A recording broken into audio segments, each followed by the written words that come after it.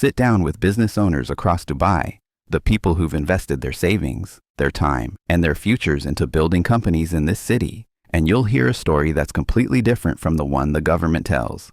Turn on the news or read official statements, and Dubai is thriving, breaking records, attracting unprecedented investment, positioning itself as the business capital of the future.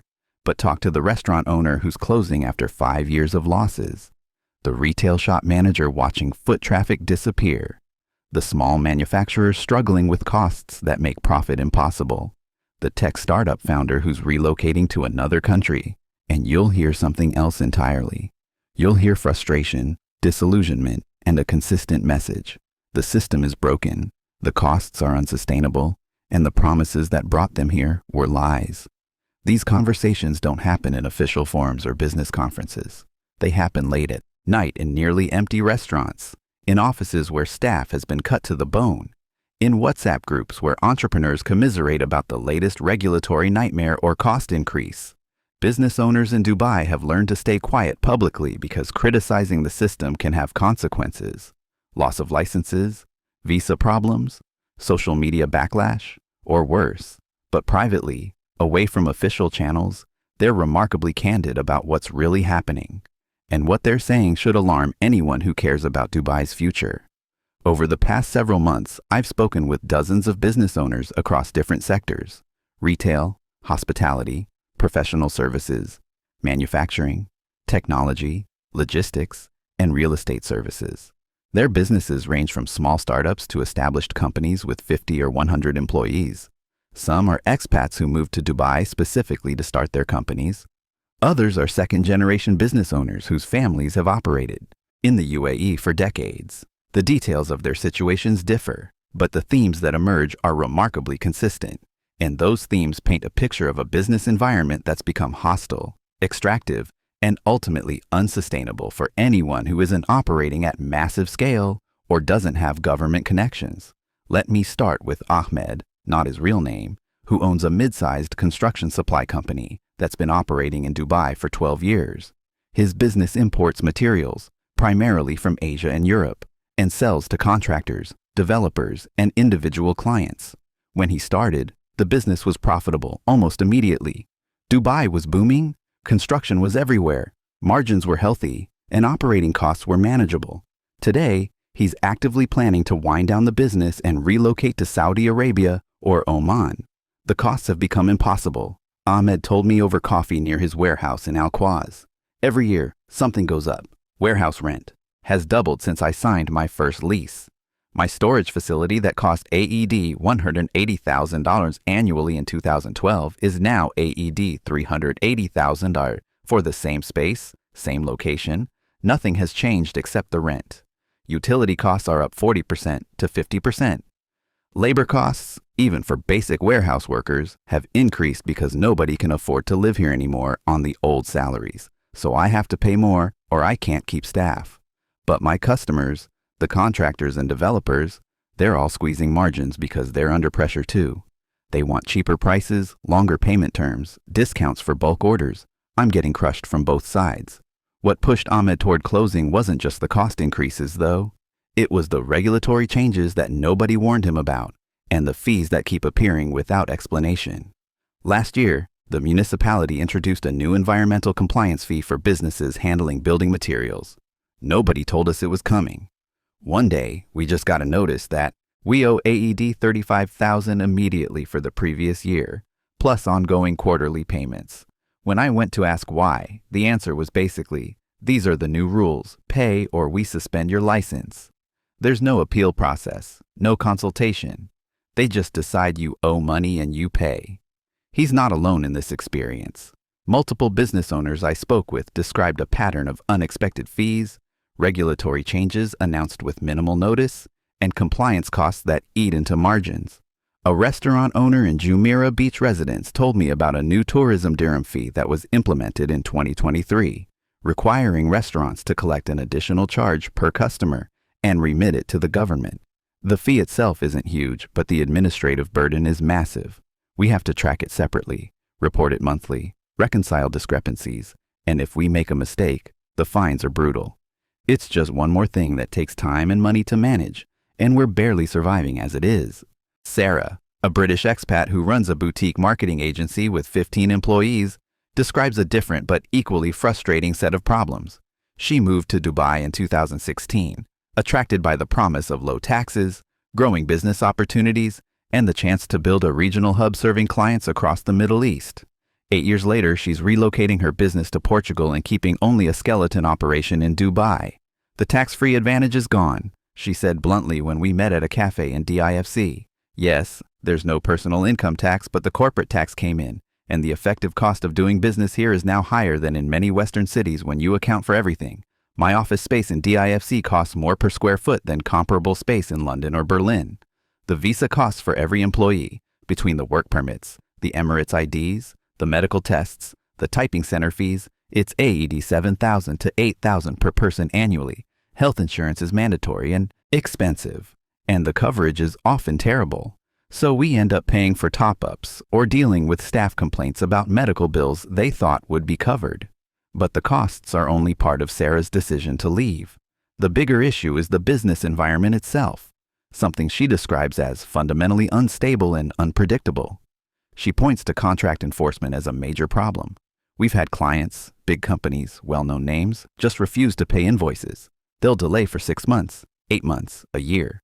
When we threaten legal action, they know we won't actually sue because the legal process here is expensive, slow, and unpredictable. So they string us along, maybe pay 50% of what they owe, and we have no real recourse. In Europe, if a company doesn't pay, you have legal protections that actually work. Here, the courts favor the big player or the local player, and small businesses like mine are at a huge disadvantage. She's also frustrated by the visa system and how it ties employees to their employer.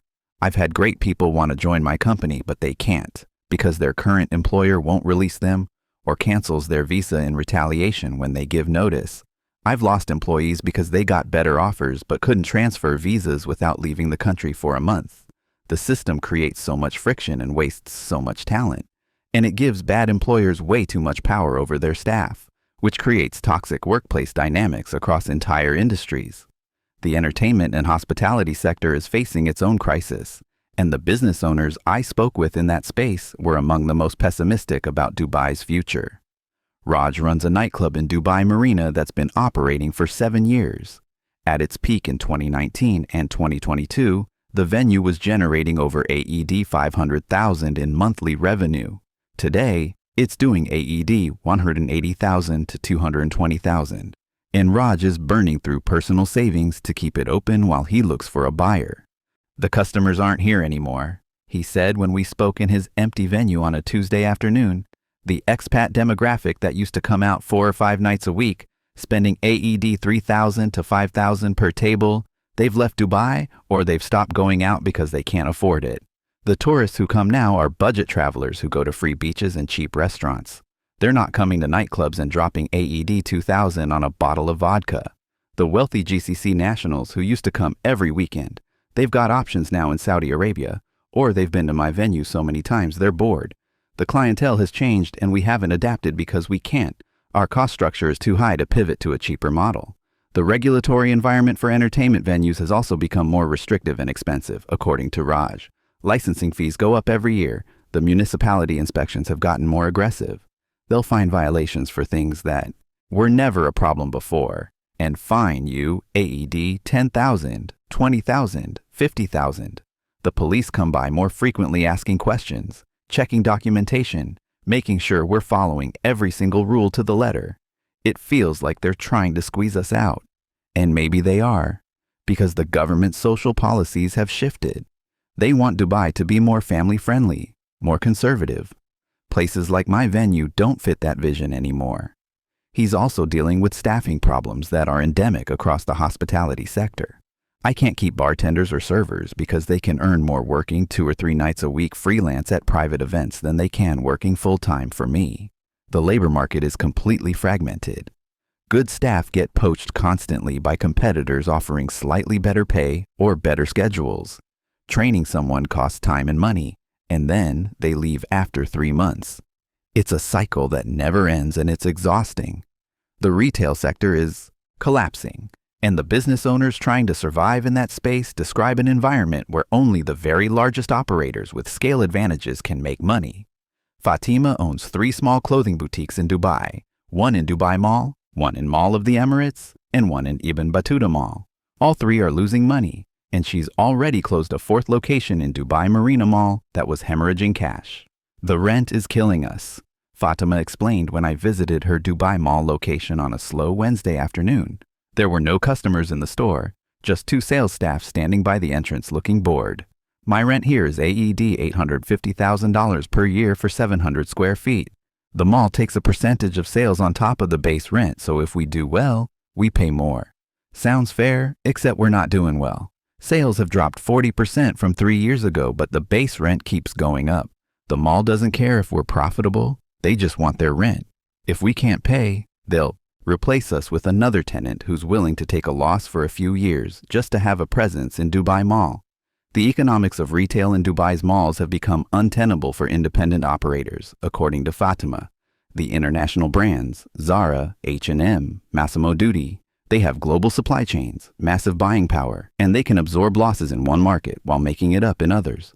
Small businesses like mine don't have that luxury. We pay more for inventory. We can't negotiate the same rent deals the big brands get, and we're competing against online shopping where customers can get the same products for 30% less with free delivery. Why would anyone buy from my store when they can order from Noon or Amazon and save money?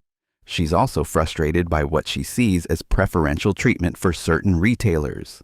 The malls give the best locations to the big brands and push small retailers to the corners or the upper floors where foot traffic is lower.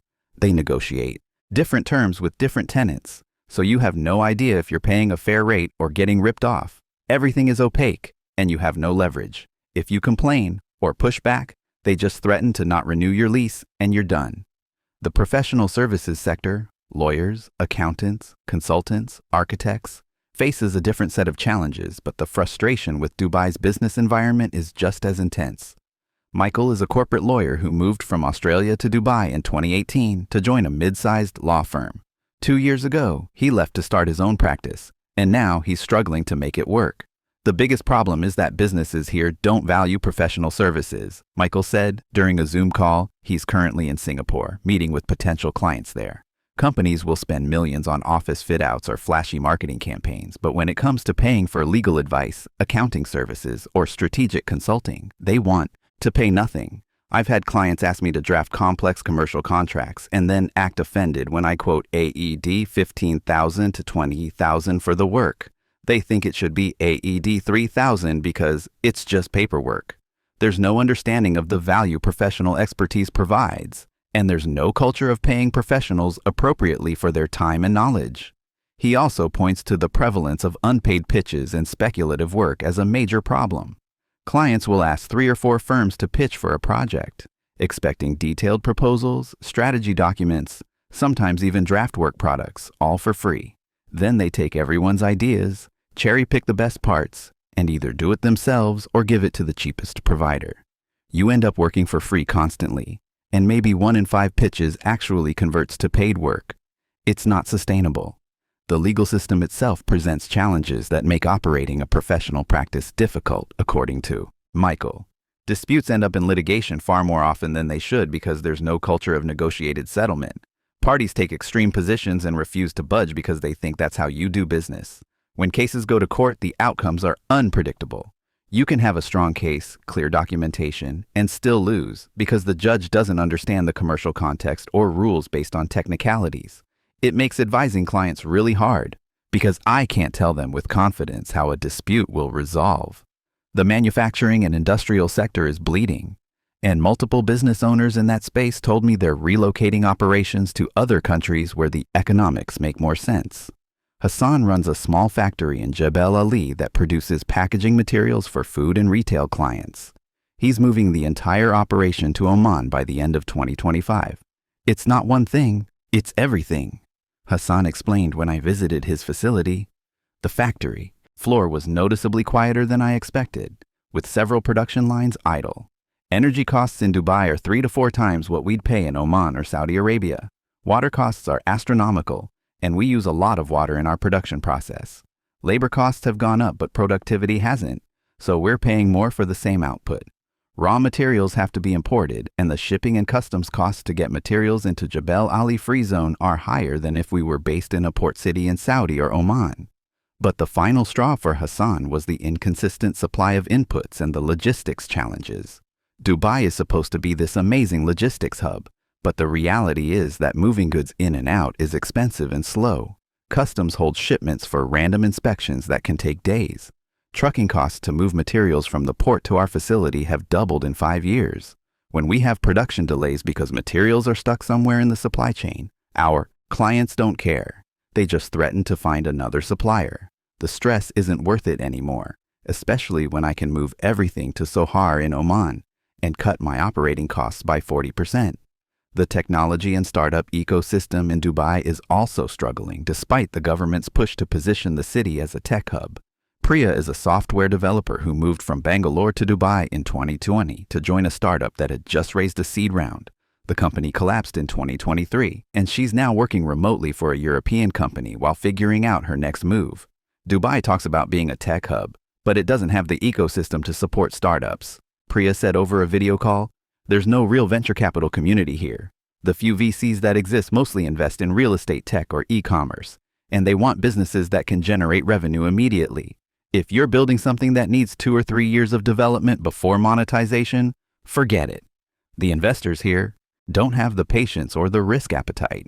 She also describes a talent problem that makes building tech companies in Dubai extremely difficult. The good developers don't stay here because they can make more money working remotely for US or European companies while living somewhere cheaper. The salary you'd need to pay a senior developer to move to Dubai and deal with the cost of living is way higher than what startups can afford. So you end up hiring junior people or trying to recruit from other countries. And then you spend all your time and budget on visa processing and relocation instead of building your product. The regulatory environment for tech companies is also problematic, according to Priya. Data privacy laws, payment processing regulations, licensing requirements for different types of tech businesses, it's all unclear and constantly changing. You'll build something, launch it, and then get told you need a different license or you're violating some rule you've never heard of. The free zones all have different rules, and figuring out which one is right for your business is a nightmare. The bureaucracy is insane for a city that claims to be business-friendly. What emerges from these conversations is a pattern that contradicts everything Dubai promotes about its business environment. The consistent themes are clear. Costs have become unsustainable. Regulations are unpredictable and burdensome.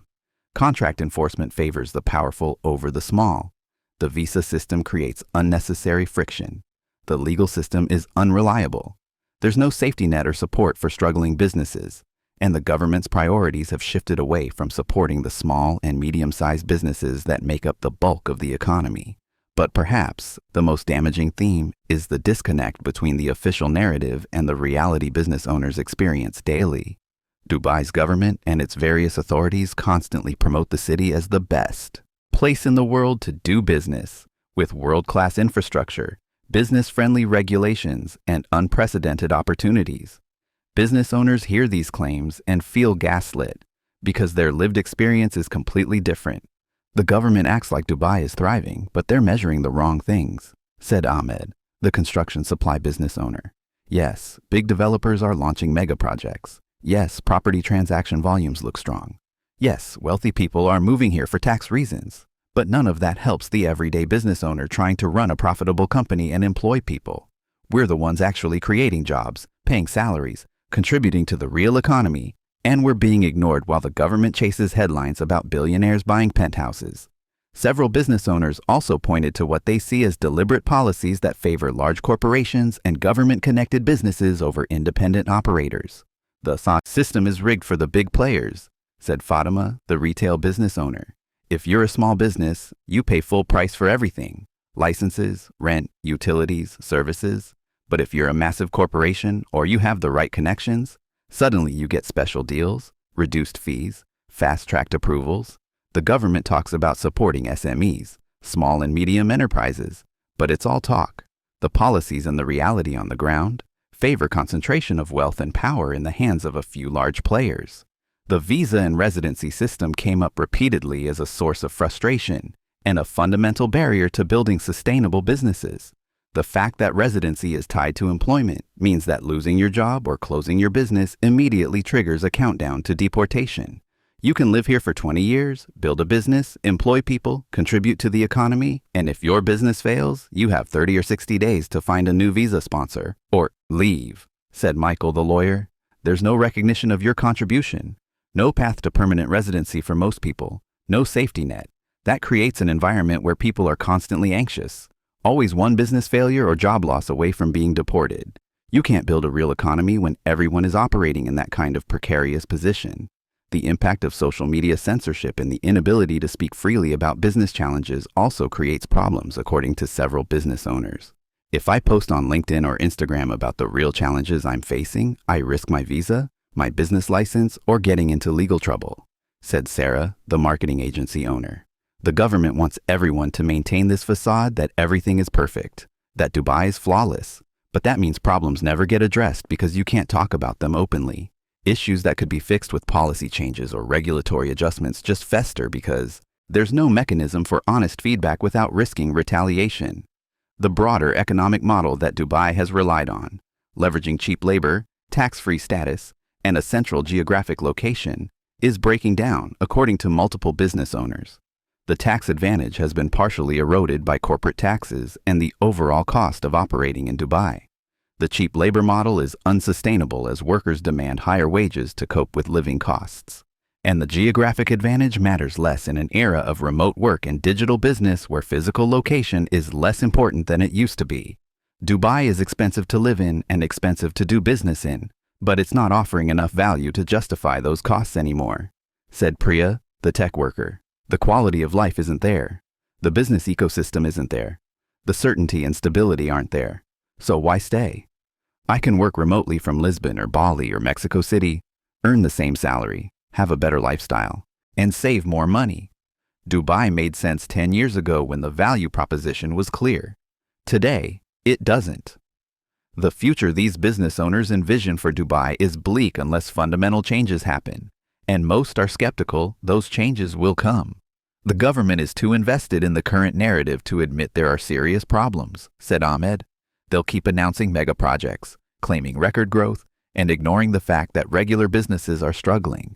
Eventually, the small and medium businesses that employ most people and generate most economic activity will just leave or close, and Dubai will be left with a hollow economy dominated by real estate speculation, tourism, and government spending.